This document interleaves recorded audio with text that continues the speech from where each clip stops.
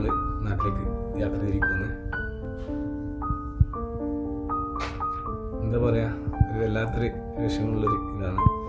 കല്യാണം കഴിഞ്ഞ് സന്തോഷമായിട്ട് വരുന്നതെങ്കിലും നമ്മൾ ചെറുപ്പം മുതലേ നമ്മളെ കൂടെ നിൽക്കുന്നവരെല്ലാം വിട്ടിട്ട് വേറൊരു സ്ഥലത്തേക്ക് പോകുമ്പോൾ ഒരു വല്ലാത്തൊരു അച്ഛനമ്മക്കും ഏട്ടന്മാർക്കും എല്ലായിരിക്കും.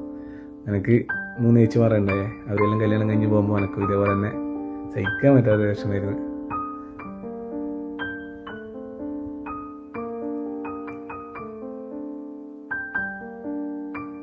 തമ്പിയാട്ടനും പാലാട്ടനുണ്ടാവും പുറകിൽ അല്ലേ, മാറിയിരിക്കും സങ്കടമായിട്ട്. രാജാട്ടനും മണിയാട്ടനും സങ്കടം സഹിച്ചിട്ട് ഒന്നും കാണിക്കാണ്ട് അഭിനയം കൂട്ടി പുറത്തേക്ക് വന്ന്